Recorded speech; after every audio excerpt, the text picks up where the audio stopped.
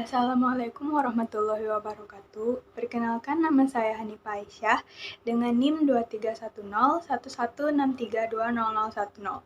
Tujuan saya membuat video ini adalah untuk memenuhi ujian akhir semester yang diganti dengan tugas akhir di mata kuliah Sejarah Sastra yang diampu oleh Ibu Dr. Dwi Wahyu Chandra Dewi MPD. Materi yang pertama adalah Pujangga Baru. Pujangga Baru ini dilatar belakangi oleh kejadian bersejarah, yaitu Sumpah Pemuda di tanggal 28 Oktober pada tahun 1928. Pujangga Baru adalah nama majalah di tahun 1933 sampai dengan adanya pelarangan oleh pemerintah Jepang. Setelah Jepang berkuasa di Indonesia, majalah tersebut menjadi media pertemuan para penulis muda. Pada tahun ini juga diedarkannya edaran tentang pendapat dan pendirian kesusastraan. Maka terbentuklah perkumpulan sastrawan muda yang menamakan dirinya sebagai Pujangga Baru. Majalah Pujangga Baru hadir untuk dijadikan wadah para penulis untuk menyumbangkan karya sastra dan kebudayaan. Para pujangga baru sangat dipengaruhi oleh para pujangga Belanda angkatan 1880.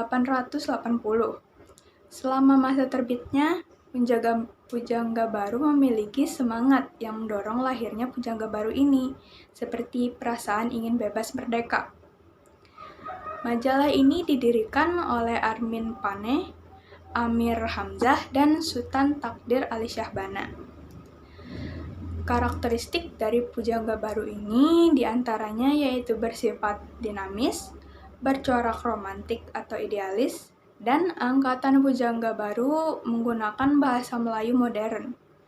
Pujangga Baru juga memiliki ciri khas, yaitu kata-kata yang dirangkai untuk menulis puisi bersifat indah. Persajakan dijadikan sarana kepuitisan utama, alurnya berupa roman, novel, dan cerpen, bersifat lurus dan bergaya romantik. Beberapa tokoh dari Pujangga Baru diantaranya adalah Sultan Takdir Ali Syahbana dengan novelnya yang berjudul Tak Putus di Rundung Malang pada tahun 1928, Amir Hamzah dengan kumpulan puisinya yang berjudul Nyanyi Sunyi pada tahun 1937, dan Armin Pane dengan kumpulan puisinya yang berjudul Jiwa Berjiwa di tahun 1939.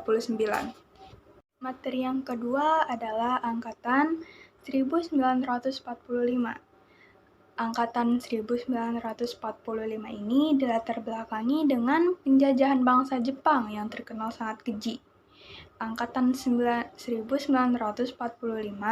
adalah sebuah gerakan sastra Indonesia yang muncul pasca kemerdekaan pada tahun 1945.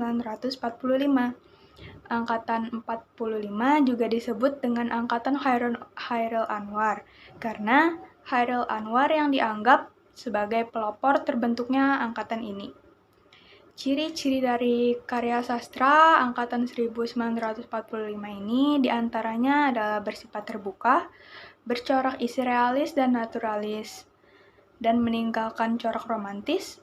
Sastrawan periode ini terlihat menonjol individualismenya, dinamis dan kritis, berani menabrak pakem sastra yang mapan sebelumnya, dan lebih ekspresif dan spontan, serta terlihat sinisme dan sarkasme, didominasi puisi, dan bentuk prosa agak tampak berkurang.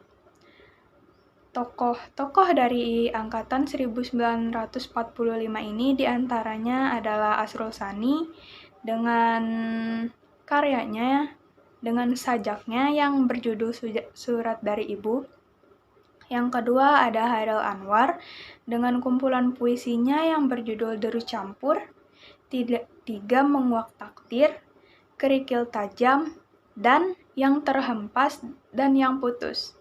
Yang terakhir ada Pramudia Anantatur dengan karyanya yang berjudul Bukan Pasar Malam pada tahun 1951 dan di tepi Kali Bekasi pada tahun yang sama, yaitu 1951.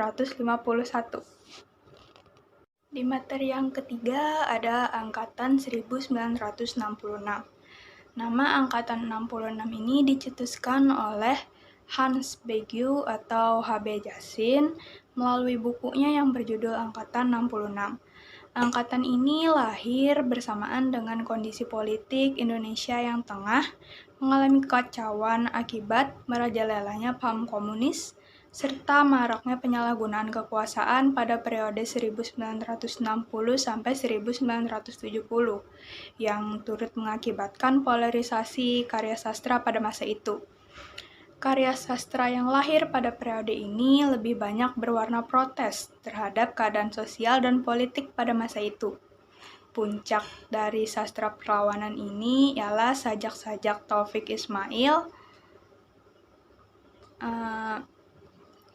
Mansur Samin, Slamet, dan yang lainnya yang ditulis di tengah-tengah demonstrasi mahasiswa dan pelajar di tahun 1966 ini. Karakteristik dari Angkatan 1946 ini adalah yang pertama yaitu mulai dikenalnya gaya etik atau gaya bercerita pada puisi, dan pada puisi muncul puisi-puisi balada. Yang kedua, puisinya menggambarkan kemuraman batin, seperti hidup yang menderita. Yang ketiga, prosanya menggambarkan masalah kemasyarakatan, seperti perekonomian yang buruk, pengangguran, dan kemiskinan. Dan yang terakhir, muncul puisi-puisi mantra dan surrealisme atau absurd di awal tahun 1970 yang banyak berisi tentang kritik sosial dan kesewenangan terhadap kaum lemah. Beberapa tokoh dari Angkatan 66 ini adalah Sapardi Djoko Darmono dengan kumpulan puisinya yang berjudul Dukamu Abadi, Perahu Kertas, dan Hujan Bulan Juni. Yang kedua ada Arifin Noor dengan dramanya yang berjudul Tenggul, Sungai Tanpa Dasar, dan Kapai-Kapai. Dan yang terakhir ada Taufik Ismail dengan kumpulan puisinya yang berjudul Karangan Bunga dan Salemba. Di materi yang keempat ada Angkatan 1980. Kelahiran sastra Angkatan 80-an diwarnai dengan aturan-aturan yang ketat dan dipengaruhi oleh kegiatan politik. Angkatan 80-an lahir pada masa pemerintahan Soeharto era Orde Baru. Soeharto pada masa itu masih menduduki suatu jabatan di militer dan sebagai Presiden Republik Indonesia, sehingga pemerintahannya sangat kokoh dengan perlindungan dari militer. Era Orde Baru mempunyai ciri, yaitu semua keputusan berporos pada presiden dan hak bersuara sangat dibatasi. Ketika ada sebuah karya yang sifatnya dianggap provokasi, mengancam, melecehkan, menyinggung, dan merugikan, maka akan langsung ditindaklanjuti oleh Soeharto dengan segera. Contohnya adalah majalah Jajah yang terkenal waktu itu berhenti terbit. Padahal majalah tersebut memuat masalah-masalah budaya bangsa dan kesenian Indonesia. Kelahiran periode 80-an bersifat mendobrak keberadaan yang dilahirkan dari konsepsi individual yang mengacu pada satu wawasan kelompok. Periode 80-an lahir dari konsepsi improvisasi dan penggarapan karya sastra menuju hasil dan bobot maksimal serta baru dari konsep yang menentang pada satu kehidupan. Para sastrawan mengikuti perkembangan zaman yang dituntut adanya keberanian dan kreativitas untuk berkarya. Banyak karya sastra yang dijadikan drama-drama radio. Pada periode 80-an ini, karya sastra film juga berkembang pesat. Perfilman Indonesia banyak ditonton dan diminati oleh masyarakat dan para sutradara pun aktif menciptakan film-film baru. Misal film yang bertemakan percintaan remaja, yaitu Gita Cinta SMA. Ini banyak mempunyai penggemar, baik di kalangan muda maupun tua. Sastra 80-an berada di tengah lingkungan yang masyarakatnya mengalami depolitisasi yang nyaris total. Aktivitas-aktivitas politik mahasiswa diterbitkan dan mahasiswa sepenuhnya dijadikan organ kampus yang dilepaskan dari segala macam aktivitas politik. Beberapa sastrawan yang dapat mewakili angkatan 1980-an ini diantaranya adalah Remi Silando, Yudhistira Adinugraha, Seno Gumira Adjidharma, Kurniawan Junaidi, Ahmad Pahrawi, Arpin Nurhasbi, dan Tajuddin Nur Gani. Karakteristik di sastra angkatan 1980-an ini diantaranya adalah puisi yang dihasilkan bercorak spiritual religius, sastrawan menggunakan konsep improvisasi, menuntut hak asasi manusia seperti kebebasan, bahasa yang digunakan realitas, terdapat konsepsi pembebasan kata dari pengertian aslinya, mulai menguat pengaruh dari budaya barat, di mana tokoh utama biasanya membuat konflik dengan pemikiran timur dan didominasi oleh roman percintaan. Beberapa tokoh dan karyanya yaitu karya dari Hilman Hadiwijaya yang berjudul Lupus, karya dari Margate yang berjudul Dibakar Malu dan Rindu, dan novel Mirawijaya yang berjudul Di Sini Cinta Pertama Kali Bersemi yang diterbitkan pada tahun 1980. Di materi yang kelima adalah angkatan 2000. Pada tahun 1998, angkatan reformasi dimulai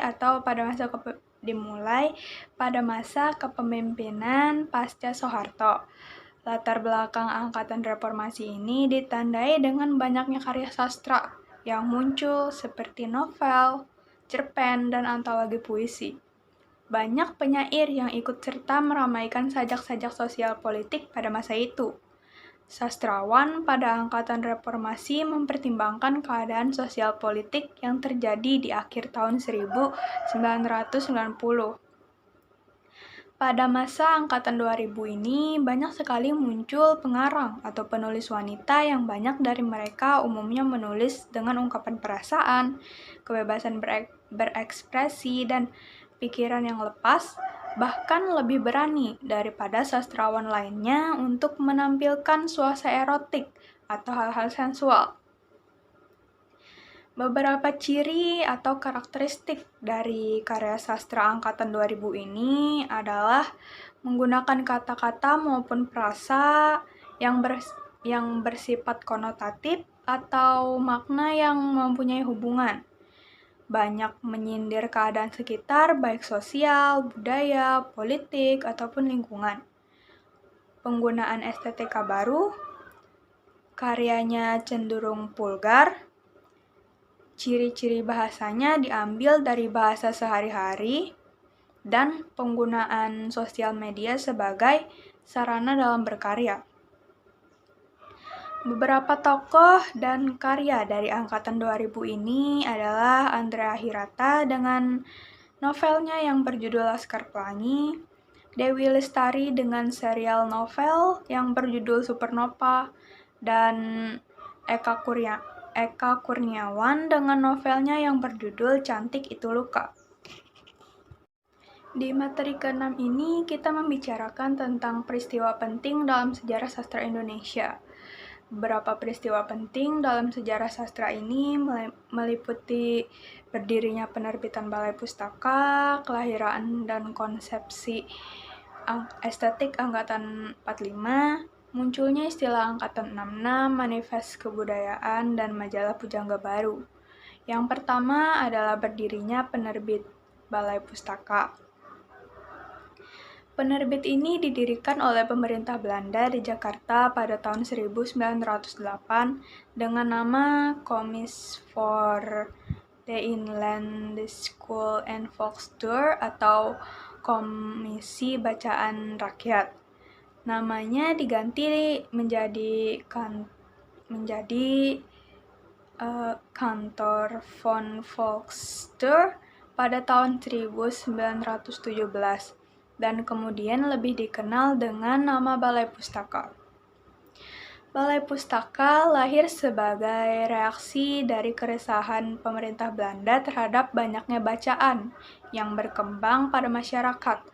Balai Pustaka adalah angkatan yang sangat berpengaruh pada perkembangan perpustakaan baru, terutama yang tertulis dengan huruf Latin.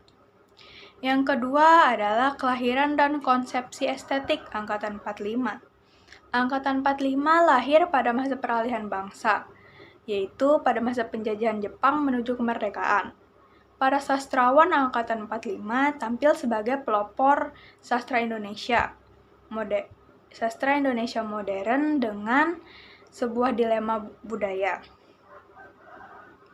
Kelahiran dan konsepsi estetik Angkatan 45 tercermin dalam karya-karya sastra yang dihasilkan pada masa itu, yang merupakan hasil dari perubahan politik yang mendadak pada masa pendudukan Jepang dan masa revolusi di Indonesia. Yang ketiga adalah munculnya istilah Angkatan 66. Tahun 66 muncul istilah Angkatan 66 yang menandai peristiwa penting dalam bidang sastra.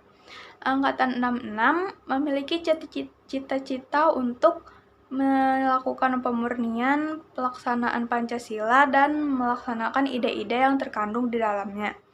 Angkatan ini lahir bersamaan dengan kondisi politik Indonesia yang mengalami kekacauan akibat merajalelanya paham komunis serta maraknya penyalahgunaan kekuasaan pada periode 1960 sampai 1970 yang mengakibatkan polarisasi karya sastra pada masa itu. Yang keempat adalah manifest kebudayaan. Manifest kebudayaan adalah sebuah deklarasi oleh sekelompok penulis dan intelektual Indonesia pada akhir tahun 1963 yang mengusung humanisme universal. Manifesto kebudayaan mengutamakan bentuk kesenian yang mengabdi pada kepentingan rakyat. Manifest ini lahir sebagai respon terhadap dominasi dan tekanan dari golongan kiri yang beraliran realisme sosial yang dipraktekkan oleh seniman yang terhimpun dalam Lembaga Kebudayaan Rakyat atau Lekra.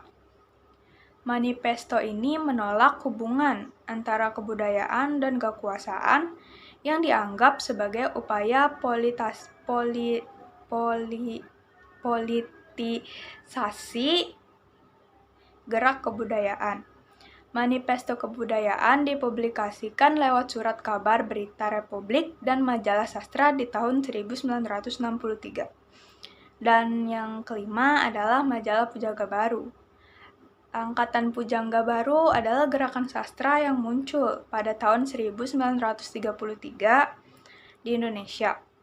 Angkatan ini dikenal sebagai sastra intelektual, nasionalistik, dan elitisi, serta dianggap sebagai bapak sastra modern Indonesia. Peran Angkatan Pujangga Baru dalam sejarah sastra Indonesia sangat signifikan. Mereka melahirkan banyak sastrawan dan penyair terkemuka yang karyanya masih dikenal hingga kini. Karya sastra pada angkatan ini mulai menyinggung masalah nasionalisme, kesadaran berbangsa, emansipasi, dan politik, sehingga memberikan kontribusi penting dalam pengembangan karya sastra Indonesia. Dan akhirnya kita sampai pada materi terakhir, yaitu materi ketujuh. Materi ketujuh adalah fenomena sastra koran, sastra perempuan, dan sastra populer atau sastra pop. Pertama-tama, saya akan menjelaskan tentang apa itu sastra koran. Sastra koran adalah sebutan untuk karya sastra seperti puisi, cerpen, dongeng, dan lainnya yang diterbitkan di koran. Hampir semua sastrawan Indonesia, beberapa penulis yang karyanya dimuat di berbagai koran lalu diterbitkan menjadi sebuah buku kumpulan atau antologi, di antaranya Jatuh dari Cinta karya Benny Arnas yang diterbitkan di Bandung oleh Grafindo di tahun 2011, dan Interpretasi Dunia Sastra karya Dr. Junaidi yang berisi 11 esai analisis sastra dan 7 esai gagasan bahasa sastra yang diterbitkan di Pekanbaru oleh Palagan Press pada tahun 2009. Yang kedua adalah sastra perempuan. Sastra perempuan juga dikenal sebagai sastra feminis. Sastra perempuan adalah cabang dari sastra yang berfokus pada pengalaman dan perspektif perempuan. Sastra ini seringkali mencakup karya-karya yang ditulis oleh penulis perempuan atau menggambarkan perempuan sebagai subjek utamanya. Beberapa contoh karya dari sastra perempuan adalah karya dari Dewi Lestari yang berjudul Supernova, dan karya dari Leila S. Chudori yang berjudul Pesan Sebatang Pohon Pisang dan Laut Bercerita. Dan yang ketiga adalah sastra populer. Sastra populer atau sastra pop menurut Kaplan mempunyai kekhasan dalam pemusatan cerita pada unsur tertentu, sehingga unsur-unsur lain seolah tidak memberikan kontribusi terhadap makna yang ingin dicapai. Di Indonesia, keberadaan sastra populer diasumsikan sebagai kesusastraan Indonesia modern yang berkembang setelah Indonesia menerima kebudayaan Eropa modern, yakni pada abad ke-17 sampai ke-19. Pada zaman pendudukan Jepang di tahun 1942 sampai 1949, karya sastra populer mulai surut karena kondisi yang sedang penuh dengan pergolakan politik dan sosial. Baru pada masa kemerdekaan di tahun 1950 sampai 1968 muncul novel-novel dan cerpen-cerpen dengan cerita yang didominasi oleh tema percintaan dan roman detektif. Karya sastra populer yang contoh-contoh karya sastra populer seperti puisi yang berjudul Hujan di Bulan Juni karya Sapardi Djoko Darmo, Malam Kebumen karya Sitor Situmorang, prosa yang berjudul Hikayat Hang Tuah, dan novel Bumi Manusia karya Pramudia Anantatur.